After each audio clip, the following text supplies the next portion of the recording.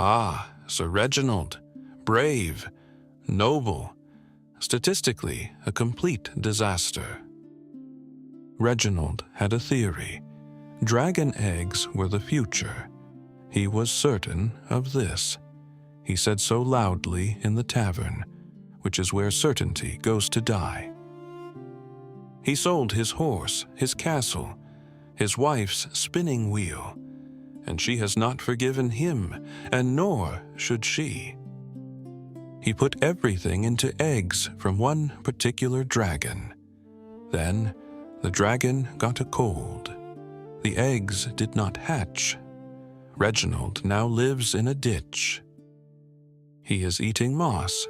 He is reconsidering several decisions. I am Brother Edmund. Welcome to Ye Olde Finance.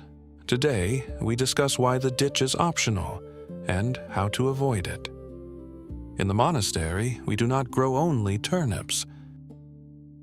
This was a deliberate decision. The great turnip blight of 1342 made it obvious, though I had my suspicions earlier. We grow grapes for the wine. Priorities, as always, must be respected. Wheat for the bread. Several herbs for purposes I will describe as medicinal, and leave at that. If the grapes fail, we eat bread. If the wheat fails, we have wine, which in certain theological interpretations counts as both food and comfort.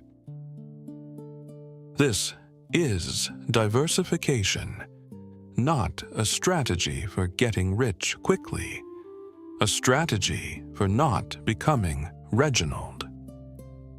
Something in your financial life will go wrong. I am not being pessimistic. I am being accurate. The question is whether it takes everything with it, or merely inconveniences you for a season. A wise lord spreads his gold, like manure on a field. I understand that comparison may not inspire confidence in the investment process. It is nonetheless accurate. 3 categories. Pay attention. First, the land. Stocks, index funds. Slow, boring. Reliable over decades. Since 1928, the market has returned roughly 10% per year on average.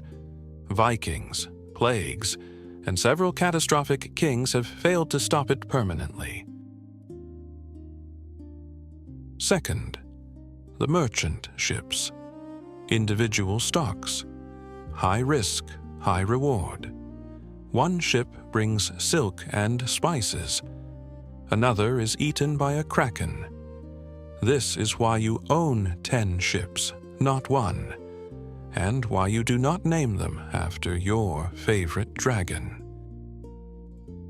Third, the gold. Bonds, cash reserves, real assets. For when the king loses his mind and the currency becomes decorative, it will not make you rich. It will keep you from becoming poor, which is a different and underrated ambition. If you have all 3, a crisis is an inconvenience. If you have only one, you are one kraken from a very long walk to nowhere in particular. Check your basket, traveler.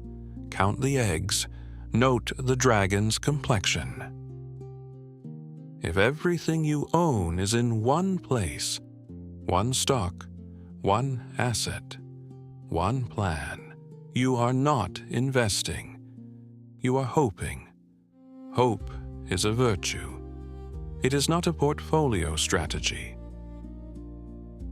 Spread the gold. Own the land, the ships, and a little of the boring gold that nobody talks about at taverns. Reginald is still in the ditch. He asked me to mention that the moss has improved. Subscribe to Ye Olde Finance, or don't. I will pray for you either way. For subscribers, however, the prayers will be slightly more specific.